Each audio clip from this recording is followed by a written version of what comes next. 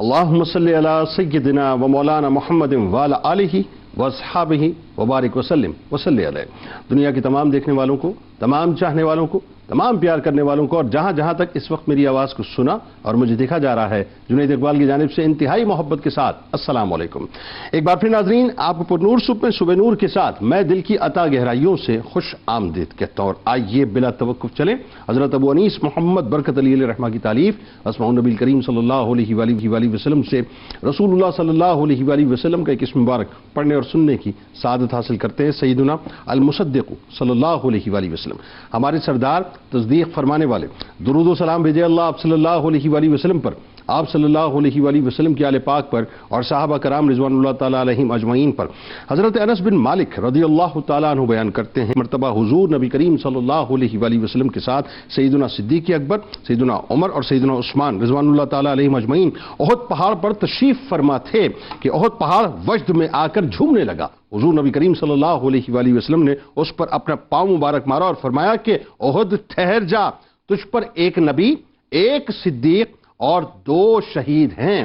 جناب ہمارے ساتھ آپ نے جڑے رہنا ہے، کیونکہ آج خلیفہ اول امیر المومنین سیدنا صدیق اکبر رضی اللہ تعالیٰ عنہ کی بارگاہ میں مل کر انشاءاللہ ہدیہ عقیدت پیش کریں گے۔ اور ناظرین، مجھے سمجھ میں نہیں آ رہا کہ میں بات کا آغاز کہاں سے کروں، یعنی بات کا آغاز یار غار و یار مزار کی شان سے کیسے کروں کہ جن کی شان اللہ بیان کرتا ہو، جن کی شان رسول اللہ صلی اللہ علیہ وآلہ وسلم بیان کرتے ہو، جن کی شان قرآن بیان کرتے ہو کہ وہ تھے جن کی محبت، جن کا عشق، جن کی عقیدت دیدنی تھی، وہ تھے جو مردوں میں اسلام کی شاہراہ کے پہلے مسافر بنے، وہ تھے جو عشق رسول صلی اللہ علیہ وآلہ وسلم کا پہلا مستند استعارہ بنے، وہ صدیق جو پروانہ شمع رسالت بنے، وہ صدیق جو افضل البشر بعد الانبیاء بنے، وہ صدیق جو عشرہ مبشرہ کے پہلے بزم نشین بنے، وہ صدیق جو جانے کائنات کی جان بنے، وہ صدیق جو مانے کائنات کا مان بنے، وہ صدیق جو دور جہالت میں بھی بتوں کے آگے سر نہ جھکانے والے بنے، وہ صدیق جو اسلامی تاریخ میں مردوں میں سب سے پہلے عشق نبی کی ڈور سے بن کر اسلام کے اور مصطفیٰ کریم صلی اللہ علیہ وآلہ وسلم کے پہلے سفیر بھی بنے، وہ صدیق جو دوزخ سے آزادی کا پروانہ لے کر عتیق کا لقب پانے والے بنے، وہ صدیق جو اپنے آقا کی جلوتوں اور خلوتوں کے امین بھی بنے، وہ صدیق جو عاشق صادق بھی بنے اور عاشق اکبر بھی بنے، وہ صدیق جن کے عشق پر ہجرت سے پہلے آقا کے ساتھ ہجرت کی تمنا میں گزارے جانے والے لمحات گواہ بنے، وہ صدیق جن کے خوش نصیب کاندھے پر ختمی مرتبت کی مبارک سواری ہو ناظرین تو وہ سواری کو اٹھانے والے بنے، وہ صدیق جو غار ثور میں محبوب خدا پر برسنے والی تجلیات کے امین بنے، وہ صدیق جن کے عشق مصطفیٰ میں گزرے ہوئے ایک دن اور ایک رات کے تمنائی سیدنا فاروق اعظم رضی اللہ تعالیٰ عنہ بنے، وہ صدیق جو ثانی اثنین اذ ہما فی الغار کے حقدار بنے، وہ صدیق جو یار غار بھی بنے اور یار مزار بھی بنے، وہ صدیق جو جانثار ذات مصطفیٰ صلی اللہ علیہ وآلہ وسلم بنے، وہ صدیق جو صحابہ کرام میں اسلام کے سب سے پہلے دائی بنے، وہ صدیق جو اسلام کے سب سے پہلے خطیب بنے، وہ صدیق جو اللہ اور اس کے رسول صلی اللہ علیہ وآلہ وسلم کے عشق میں سب سے پہلے زد و کوب کیے جانے والے عاشق رسول بنے، وہ صدیق جو زندگی اور موت کی کشمکش میں ہونے کے باوجود بھی ہوش میں آتے ہی عشق مصطفیٰ کا اظہار کرتے ہوئے سب سے پہلے رخ مصطفیٰ کے دیدار کے تمنائی بنے، وہ صدیق جو ناموس رسالت کے اولین محافظ بنے، وہ صدیق جو بقول مولا کائنات اپنے ایمان کا علل اعلان اظہار کرنے والے بنے، وہ صدیق جو شیر خدا کی نگاہ میں سب سے زیادہ بہادری دکھانے والے بنے، وہ صدیق جو اپنے آقا کی معراج کی سب سے پہلے گواہی دینے والے بنے، وہ صدیق جو ایمان کی اس بلندی پر پہنچے کہ آسمان سے الصدیق کا لقب پانے والے بنے، وہ صدیق جو ابتدائے اسلام میں اپنے گھر کے صحن میں بآواز بلند اور ببانگ دہل قرآن پاک کی تلاوت کرنے والے بنے، وہ صدیق جن کے فضائل کے ذاکر خود خدا و محبوب خدا اور محبوبان محبوب خدا بھی بنے اور محبان محبوب خدا بھی بنے، وہ صدیق جو بصیرت و تدبر، عزم و استقلال، وفاداری و فداکاری، ایثار و انفاق کا مرقع و مرصع بنے، وہ صدیق جو آسمان کے فرشتوں کی زبان سے حلیم کہلانے والے بنے، وہ صدیق جو سرکار علیہ السلام کے عشق میں اپنا سارا مال خرچ کرنے والے بنے، وہ صدیق جو مسجد نبوی کی زمین کی خریداری کا اعزاز اپنے سر اقدس پر سجانے والے بنے۔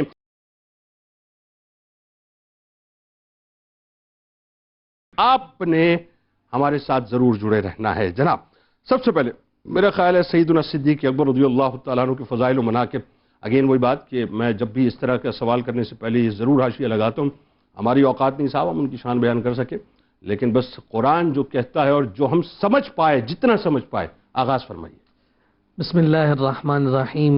سایہ مصطفیٰ، مایہ اصطفیٰ، عز و ناز خلافت پہ لاکھوں سلام، یعنی اس افضل الخلق بعد الرسل، ثانی اثنین ہجرت پہ لاکھوں سلام، واہ، اصدق الصادقین، سید المتقین، چشم و گوش وزارت پہ لاکھوں سلام۔ واہ، جناب سیدنا صدیق اکبر رضی اللہ تعالیٰ عنہ بلا شبہ افضل البشر بعد الانبیاء بالتحقیق ہیں، خلیفہ بلا فصل ہیں، ہماری آنکھوں کا چین، دل کا قرار اور ہمارے سر کا تاج ہیں، اور بلا شبہ آپ کے اس امت پہ اتنے احسانات ہیں کہ ساری زندگی یہ امت ان کا شکریہ ادا کرتی رہے، وہ احسان ادا نہیں ہو سکتا۔ یقیناً قرآن مجید فرقان حمید نے بے شمار مقامات پر اس عظیم ہستی کا تذکرہ کیا ہے، اور مفسرین نے اپنے اپنے انداز میں پھر ان آیات کے تناظر میں جناب صدیق اکبر کو خراج تحسین پیش کیا ہے۔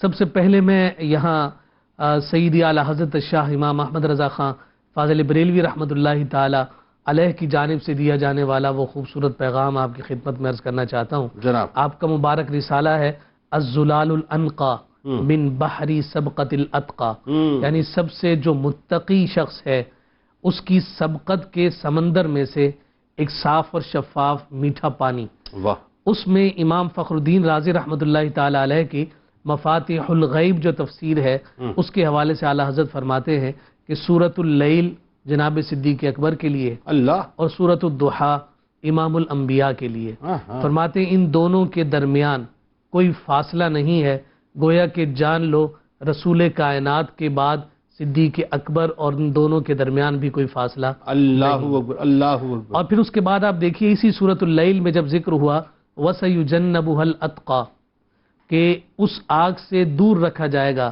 کسے؟ جو الاتقا ہے، جو سب سے بڑا متقی اور پرہیزگار ہے۔ واہ، اس کے بعد 4 صفات ذکر ہوئی ہیں۔ پہلی صفت یہ ذکر ہوئی ہے کہ وہ راہ خدا میں مال خرچ کرنے والا ہے۔ دوسری صفت یہ ذکر ہوئی کہ وہ جو مال خرچ کرتا ہے کسی کے احسان کے بدلے میں خرچ نہیں کرتا۔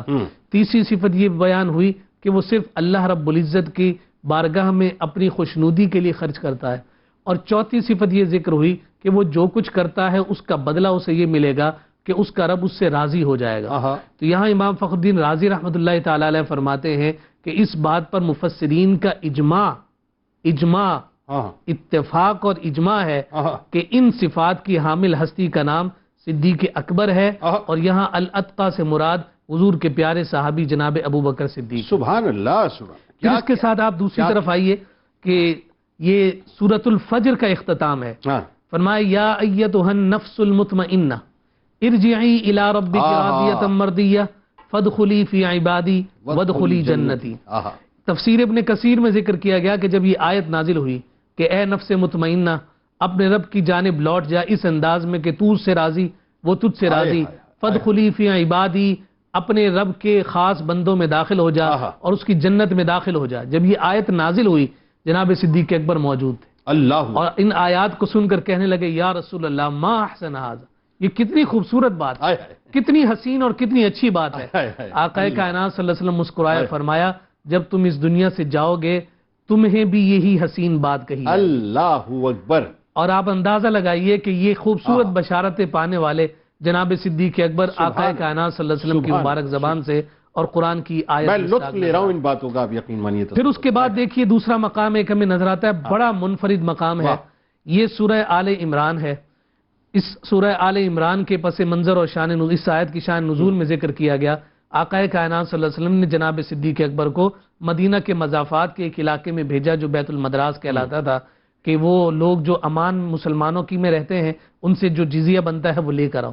آپ تنہا گئے اور ان سے جب کہا کہ جو ٹیکس بنتا ہے وہ جمع کرواؤ تاکہ بیت المال میں ہم اسے جمع کر دیں، انہوں نے جواب میں استہزاء اور مذاق کیا اور کہا دیکھو معاذ اللہ ان کا رب جو ہے وہ فقیر ہو گیا ہے اور ہم غنی ہیں۔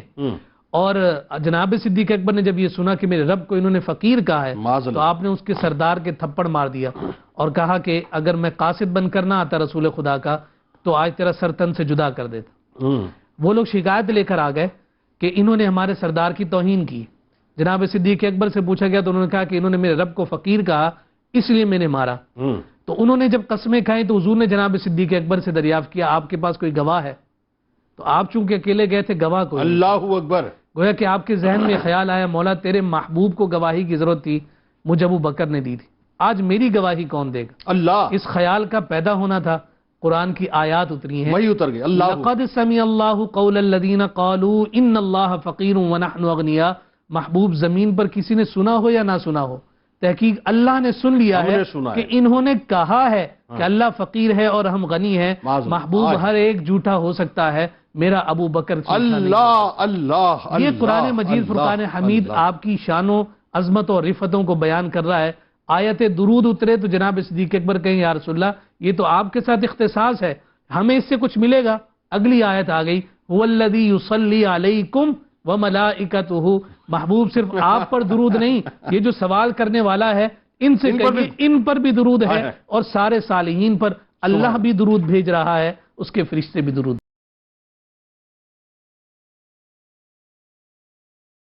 آئیے صاحب، جب قرآن پاک کا ذکر ہو اور احادیث کا تذکرہ نہ ہو تو یہ ممکن نہیں، اور ظاہر ہے جس انداز سے قرآن پاک میں آپ کے فضائل و مناقب چمک رہے ہیں، یقیناً احادیث مبارکہ پہ جب نگاہ ڈالتی ہے ہماری نگاہ جاتی ہے تو دل اشش کر اٹھتا ہے کہ کیا خوبصورت انداز سے احادیث پاک آپ کی شان، آپ کی فضائل بیان کرتی ہیں۔ فرمائیے۔ بسم اللہ الرحمن الرحیم۔ یقیناً حضرت صدیق اکبر ایک بہت ہی عظیم المرتبت شخصیت ہیں، اور جو قربانیاں اور جس انداز میں اسلام کی خدمات آپ نے انجام دی، یقیناً تاریخ اس پر شاہد ہے۔ حضور پرنور حضرت محمد مصطفیٰ صلی اللہ تعالی علیہ وسلم کے حوالے سے بھی بے شمار ایسی احادیث ہیں جس سے ہمیں اس بات کا اندازہ ہوتا ہے کہ حضرت صدیق اکبر کا کیا مقام اور مرتبہ تھا۔ ایک حدیث مبارکہ میں حضور اکرم صلی اللہ تعالی علیہ وسلم نے ارشاد فرمایا من اراد ان ينظر الى عتیق من النار، جو کوئی چاہے کہ دیکھے کسی آزاد آدمی کو، اور جنید بھائی میں اس وقت اصرار کر رہا ہوں اور ایمفیسائز کر رہا ہوں اس لفظ آزاد پر، حضور نے فرمایا جو کوئی چاہے دیکھے ایک آزاد آدمی کو۔ آج بھی آزادی کی بات ہوتی ہے، لیکن حضور اکرم صلی اللہ تعالی علیہ وسلم نے ارشاد فرمایا دوزخ سے آزاد شخص کو اگر دیکھنا ہے فَلْيَنْظُرْ إِلَىٰ أَبِي بَكْرٍ، تو اسے چاہیے کہ وہ دیکھے صدیق اکبر رضی اللہ عنہ۔ پھر ایک اور روایت ہے، اور وہ روایت بھی کتنی ہی خوبصورت ہے، حضرت عمرو ابن عاص، اور حضرت عمرو ابن عاص کے حوالے سے ایک اور روایت ہے کہ جس میں آپ نے ارشاد فرمایا کہ دنیا میں بہترین چہرہ حضور پرنور حضرت محمد مصطفیٰ صلی اللہ تعالی علیہ وسلم کا ہے۔ جی چاہتا ہے کہ دیکھتا رہوں، لیکن اگر مسلسل دیکھتا رہوں تو یہ خوف بھی آتا ہے کہ کہیں بے ادبی اور گستاخی نہ ہو۔ وہ راوی ہیں اس حدیث مبارکہ کے، اور آپ فرماتے ہیں کہ حضور سے میں نے دریافت کیا کہ آپ صلی اللہ تعالی علیہ وسلم کی نگاہ میں سب سے زیادہ محبت کس سے ہے آپ صلی اللہ تعالی علیہ وسلم کو؟ تو حضور اکرم صلی اللہ تعالی علیہ وسلم نے ارشاد فرمایا عائشہ کے والد کو۔ اب آپ نے غور یہ بھی کرنا ہے کہ جس انداز میں حضرت صدیق اکبر کا نام لیا گیا اور اشارہ کیا گیا، یہ بھی قابل توجہ بات ہے، کتنا قابل احترام بنایا۔ ایگزیکٹلی عائشہ کے والد، عائشہ کے والد، سلام اللہ اور علیہ، اس میں دونوں کی سگنیفیکنس سامنے آ گئی کہ حضرت عائشہ کا کیا مقام ہے اور حضرت صدیق اکبر کا۔ یعنی امت کو پیغام ہے کہ اس احترام سے نام لینا میرے صدیق کا۔ ایگزیکٹلی۔ اور پھر فرمایا اس کے بعد تو فرمایا حضرت عمر فاروق رضی اللہ تعالی عنہ کا، پھر حضرت جحیفہ حضرت علی سے سنتے ہیں. حضرت علی فرماتے ہیں، حضرت علی نے فرمایا کہ نبی اکرم صلی اللہ تعالیٰ علیہ وسلم کے بعد سب سے افضل کون ہیں؟ تو آپ نے فرمایا صدیق اکبر ہیں. پھر حضرت ابو سعید خدری رضی اللہ تعالیٰ عنہ سے روایت ہے کہ حضور نے فرمایا کہ صحبت اور مال کے لحاظ سے ابو بکر کا مجھ پر سب سے زیادہ احسان ہے، اور اگر میں رب کے علاوہ کسی کو خلیل بناتا تو صدیق اکبر کو بناتا. اور پھر فرمایا کیونکہ اسلام کا بھائی چارہ اور محبت کافی تھا اس لیے میں نے خلیل مقرر نہیں کیا. پھر فرمایا کہ مسجد نبوی کی طرف کھلنے والے تمام دروازے اور کھڑکیاں بند کر دو ماں سوائے حضرت ابو بکر صدیق رضی اللہ تعالی عنہ کے. پھر ایک اور بڑی ہی دلچسپ حدیث مبارکہ ہے. حضور اکرم صلی اللہ تعالی علیہ وسلم نے صحابہ کرام سے دریافت کیا کہ آج کس نے روزہ رکھا ہے؟ صحابہ کرام سے دریافت کیا آج کس نے روزہ رکھا ہے؟ صدیق اکبر نے جواب دیا میں نے. پھر سوال کیا گیا آج کون جنازے کے ساتھ گیا تھا؟ آپ نے جواب دیا میں. پھر فرمایا آج کس نے مسکین کو کھانا کھلایا؟ میں نے. آپ نے جواب دیا میں نے. کس نے مریض کی عیادت کی؟ آپ نے جواب دیا میں نے. حضور نے فرمایا یہ چیزیں جس انسان میں جمع ہو جائیں وہ جنت میں داخل ہو جائیں. اللہ اکبر. اب آپ غور کیجئے کہ ان تمام صفات پر اگر ہم غور کریں تو وہ اخلاق حسنہ جس کی طرف نشاندہی حضرت خدیجہ الکبریٰ رضی اللہ تعالی عنہ نے کی کہ آپ صلی اللہ تعالی علیہ وسلم کا کردار کیسا ہے. اس حدیث اور روایت کے مطابق صدیق اکبر کے اندر وہ تمام تربیت جمع ہو گئے، اور اسی لیے حضور اکرم صلی اللہ تعالی علیہ وسلم نے ارشاد فرمایا کہ آپ ہی جنتی ہیں. بلکہ ایک اور روایت ہے حضرت سلیمان بن یسار سے روایت ہے. حضور نے فرمایا 360 خصلتیں ہیں. جب اللہ بھلائی کا ارادہ فرماتا ہے کسی کے ساتھ تو اللہ رب العزت کسی میں یہ ایک خصلت ان 360 میں سے کوئی ایک خصلت پیدا فرما دیتا ہے. ٹوٹل خصائل ٹوٹل ہیں. کسی سے بھلائی کا ارادہ کرتا ہے تو ایک خصلت دیتا ہے. اور فرمایا کہ پھر اسی کے سبب انسان جنت میں داخل. اچھا ویسے خصلت کی وجہ سے حضرت ابو بکر رضی اللہ تعالیٰ عنہ نے دریافت کیا کہ اے اللہ کے رسول کیا مجھ میں بھی کچھ اس میں سے ایک ہے؟ حضور نے فرمایا اے ابو بکر آپ کے اندر تو تمام خصلتیں 360 کی ہیں. 360 کی ساٹھ. سبحان اللہ سبحان اللہ. تو ان تمام باتوں سے روایتوں سے ہمیں کس بات کا اندازہ ہوتا ہے کہ حضرت صدیق اکبر کا کردار بے مثال ہے، قربانیاں لاتعداد ہیں، اور یقیناً آپ اس بات کا استحقاق رکھتے ہیں کہ آج امت مسلمہ آپ کی ان تمام خدمات اور قربانیوں کا خراج تحسین پیش کرے. اور یقیناً اسلام کی آج جتنی بھی خوبصورتی ہے، جو چمک ہے، جو بڑائی ہے، اس میں صدیق اکبر کا کردار مائنس نہیں ہو سکتا. سر بنیادی کردار ہے، بنیادی کردار ہے. اس بنیاد کو کہاں لے کے جائیں گے صاحب؟ بات یہ علامہ صاحب آئیے ذرا آپ اس بنیاد کی جب بات ہو گئی تو لوگوں کو ذرا وہ بتلاتے ہیں واقعہ کہ جب ظاہر ہے دین اسلام کا بالکل ابتدائی مرحلہ ہے، ارتقائی مراحل ہیں، اور یوں کہیے کہ ابھی ایک سانسیں لینا شروع کی ہیں دین اسلام نے. تو وہ جو پہلا خطبہ پڑھنے کی آپ کو سعادت نصیب ہوئی اور آپ پہلے خطیب بنے، پہلے اسپیکر بنے دین اسلام کے، تو اس کے بارے میں بتائیے. دوسرا جو پھر اس کے بعد ظاہر کفار نے جس طرح سے آپ پر تشدد کیا، اور سرور دو جہاں صلی اللہ علیہ وآلہ وسلم کے عشق کا جس انداز سے پہلی مرتبہ یوں کہیے کہ عشق کی کتاب کے اندر جو پہلا ورقہ لکھا گیا ہے، ورقہ بھی آپ ہی کے نام کا لکھا گیا ہے، کہ اس انداز سے اظہار ہوتا ہے، بتائیے ذرا. اعوذ باللہ من الشیطان الرجیم، بسم اللہ الرحمن الرحیم. سیدنا صدیق اکبر رضی اللہ تعالی عنہ کی شخصیت کا جب بھی ہم مطالعہ کرتے ہیں تو ہمیں آپ کی شخصیت میں پہلا ہونا ہر جگہ پہ نظر آتا ہے.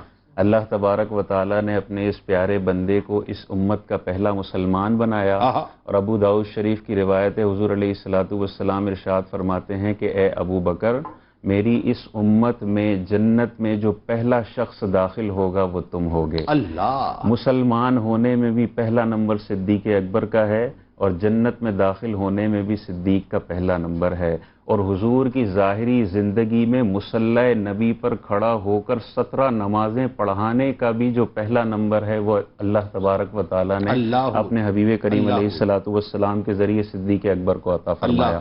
اسی طرح جو پہلا خطبہ، یہ بھی پہلا خطبہ صدیق اکبر کے حق میں آتا ہے کہ اسلام کی تبلیغ کے لیے اور کفار کو اسلام کی طرف مائل کرنے کے لیے کلمہ حق جو پہلے صحابی نے بلند کیا ہے، اللہ تبارک و تعالیٰ نے وہ مقام و مرتبہ بھی صدیق اکبر کو عطا فرمایا ہے۔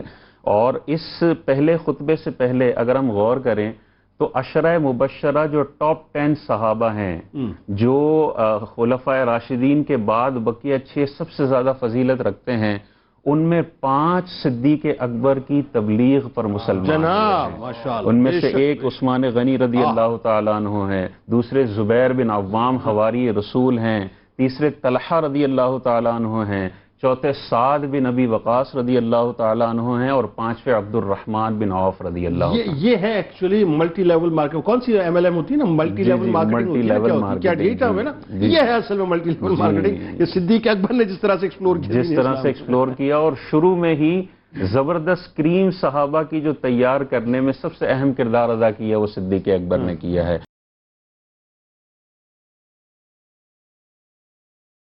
اچھا اب ذرا بتائیے فائنلی آخری مرحلہ، اور یہ ایسی بات ہے کہ یہ سوال لوگ اس سے بڑا محظوظ ہوں گے انشاءاللہ، کہ اس پوری کائنات میں رسول اللہ صلی اللہ علیہ وآلہ وسلم پر سب سے عالی شان، سب سے زیادہ حسین، سب سے زیادہ خوبصورت انداز سے فدا ہونے والی سب سے پہلی شخصیت، جنہیں آپ یہ کہیں کہ فنا فی الرسول کا سب سے پہلا شاکار اس کائنات کا کون ہے، تو وہ جناب صدیق اکبر رضی اللہ تعالیٰ عنہ ہے۔ بتائیے ذرا۔ بسم اللہ الرحمن الرحیم۔ یقیناً اس میں کسی شک و شبے کی کوئی گنجائش نہیں ہے کہ صدیق اکبر رضی اللہ تعالیٰ عنہ نے اپنا آپ، اپنا مال، اپنا خاندان، سب کچھ آقا کریم علیہ الصلوۃ والسلام کی بارگاہ میں فنا کر دیا۔ اور اکثر آپ سے یہ مروی ہے کہ آپ جب بھی حضور علیہ الصلوۃ والسلام کی بارگاہ میں آتے، اکثر یہ جملہ کہا کرتے تھے، فدا کا ابی و امی یا رسول اللہ، اے اللہ کے رسول آپ پر میرے ماں باپ قربان۔ اور یہ جو عشق کا شاہکار ہے، اس کی ہمیں ایک مثال ملتی ہے کہ اللہ تبارک و تعالیٰ نے جب حضور علیہ الصلوۃ والسلام کے لیے آیت پاک نازل فرمائی کہ یا ایھا الذین آمنوا لا ترفعوا اصواتکم فوق صوت النبی، کہ اے ایمان والوں ان نبی کی آواز پر اپنی آواز کو بلند نہ کرو، اور آپس میں جیسے چلا کر اور جہر سے بات کرتے ہو حضور کی بارگاہ میں نہ کرو۔ صدیق اکبر کا خوف دیکھیں کہ اس آیت کے نزول کے بعد صحابہ ارشاد فرماتے ہیں صدیق اکبر حضور کی بارگاہ میں ایسے بات کیا کرتے تھے جیسے سرگوشی کیا کرتے تھے۔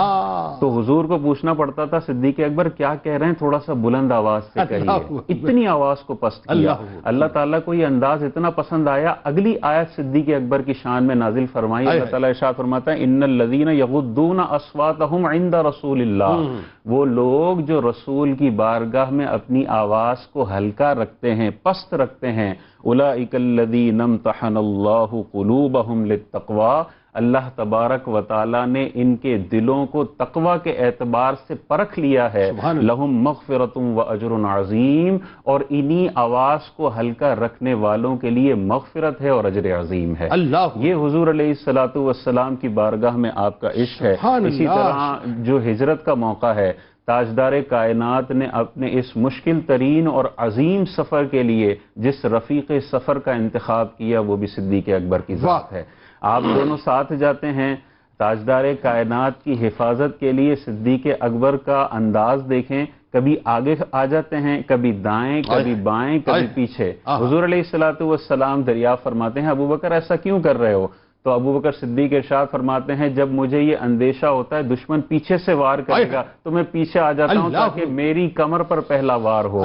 جب مجھے لگتا ہے دشمن آگے گھات لگائے بیٹھا ہوگا تو تاجدار کائنات میں آپ کے آگے آ جاتا ہوں تاکہ پہلا وار مجھ پر میرے سینے پر ہو۔ جب دائیں کا اندیشہ ہوتا ہے تو دائیں، اور جب بائیں کا اندیشہ ہوتا ہے تو بائیں۔ اور پھر وہ کیسے فراموش کریں گے کہ سواری آپ بنے اور سوار سرکار مدینہ صلی اللہ علیہ وآلہ وسلم بنے؟ یعنی وہ شان کیا شان ہے؟ یعنی مجھے کہنے دیں ایک جملہ، جن قدموں کو کوئی زمین اگر چھو لے تو لا اقسم بہذا البلد وانت حل بہذا البلد، تو جس سینے پر قدمین شریفین جو بار بار مس ہوتے ہوں اور ان کا لمس محسوس، تو سوچیے ان سینوں کا، اس سینے کا کیا عالم ہوگا۔ بالکل بالکل۔ اور پھر جب غار کے اندر پہنچتے ہیں اور اس کے بعد جب تاجدار کائنات اور صدیق اکبر غار میں ہوتے ہیں، جس نیکی کے بارے میں حضرت عمر ارشاد فرماتے ہیں کہ عمر کی ساری نیکیاں لے لو، صدیق اکبر کی غار کی رات والی نیکی مجھے عطا فرما دو۔ اس وقت جب کفار غار کے منہ تک آ جاتے ہیں تو صدیق اکبر غمگین ہوتے ہیں کہ حضور علیہ الصلوۃ والسلام کو کوئی تکلیف نہ ہو۔ اللہ تبارک و تعالیٰ اس پورے واقعے کو قرآن میں ذکر فرماتا ہے ثانی اثنین، دو میں سے دوسرے، اذ ہما فی الغار، جب یہ دونوں غار میں تھے، اذ یقول لصاحبہ، جب فرمایا حضور علیہ السلام نے اپنے صاحب ابو بکر کے لیے، وہ غمگین ہو رہے تھے نا، حضور نے فرمایا لا تحزن، اے ابو بکر غمگین نہ ہو، ان اللہ معنا، بے شک اللہ تبارک و تعالی ہمارے ساتھ ہے۔ اس آیت پاک میں اگر ہم دیکھیں ثانی اثنین، دو میں سے دوسرے، صدیق اکبر کا ذکر پہلی دفعہ آتا ہے، ہما کے اندر دوسری دفعہ صدیق اکبر کا ذکر آتا ہے، اس کے بعد لصاحبہ میں صاحب صدیق اکبر کے لیے ہے تیسری دفعہ، لا تحزن میں انت ضمیر ہے وہ بھی ابو بکر صدیق کی طرف مرجوع ہے، اسی طرح معنا اس میں ہے کہ ہم سے اللہ تعالیٰ راضی ہے۔ ایک آیت کے چھوٹے سے ٹکڑے میں اللہ تبارک و تعالیٰ نے اپنے اس پیارے بندے کو 5 مرتبہ مخاطب فرمایا۔ یعنی اگر مجھے ادب سے کہنے دیں، میں اگر جملہ میری تصحیح فرمائے گا، یعنی اللہ کو بھی پسند ہے صدیق کا بار بار ذکر کرنا، ہے نا؟ بہت شکریہ آپ تینوں احباب کا، آپ تشریف لائے، وقت سمٹ گیا، لیکن ظاہر ہے ذکر کیسے سمٹے گا صاحب، ابھی تو بیان کی ابتدا بھی نہیں ہوئی تھی، لیکن وقت ظاہر ہے اپنی جگہ سمٹ گیا ہے۔ ابھی تو دروازہ بھی نہیں کھول، ابھی تو دروازے کی طرف چلے تھے ہم۔ کتاب الشفا، نئے کاروبار میں کامیابی کا وظیفہ آپ کو بتلاتے ہیں کہ اگر کوئی شخص نیا کاروبار شروع کر رہا ہو تو 21 دن تک بلا ناغہ سورہ لقمان کی آیت نمبر 23 اول و آخر درود ابراہیمی کے ساتھ 313 بار پڑھ کر اللہ تعالیٰ سے دعا مانگے، انشاءاللہ کاروبار میں یقینی کامیابی ہوگی۔ صدیق اکبر رضی اللہ تعالیٰ عنہ کا قول مبارک ہے کہ ہر عمل کا اس وقت کے مقررہ وقت پر بجا لانا ضروری ہے، اللہ تعالیٰ اس وقت تک نفل قبول نہیں کرتا جب تک کہ فرض ادا نہ کرو۔ ٹھیک ہے، بالکل صحیح ہے۔ جانشین سید ابرار کی باتیں کریں، جانشین سید ابرار کی باتیں کریں، مصطفیٰ کے پہلے پیار کی باتیں کریں، مصطفیٰ کے پہلے پیار کی باتیں کریں، جس کی قربت کی گواہی دی ہے خود رحمان نے، جس کی قربت کی گواہی دی ہے خود رحمان نے، ثانی اثنین اذ ہما فی الغار کی باتیں کریں، ثانی اثنین اذ ہما فی الغار کی باتیں کریں، روئے حیدر دیکھ کر کرتا عبادت جو رہے،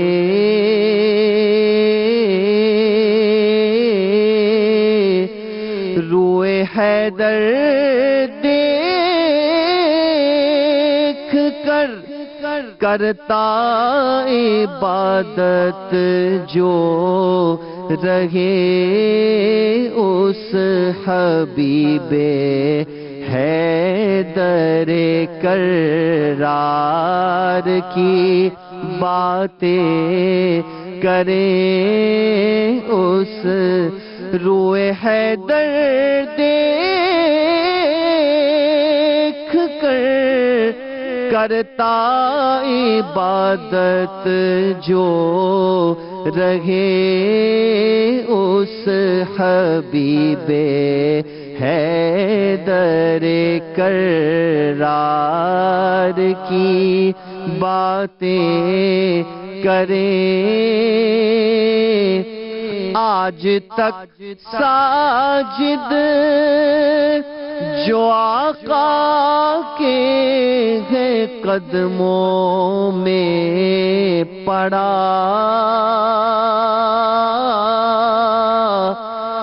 آج تک ساجد جو آقا کے ہیں قدموں میں پڑا مصطفیٰ کے وصل سے سرشار کی باتیں کریں مصطفیٰ کے وصل سے سرشار کی باتیں کریں جانشین سید ابرار کی باتیں کریں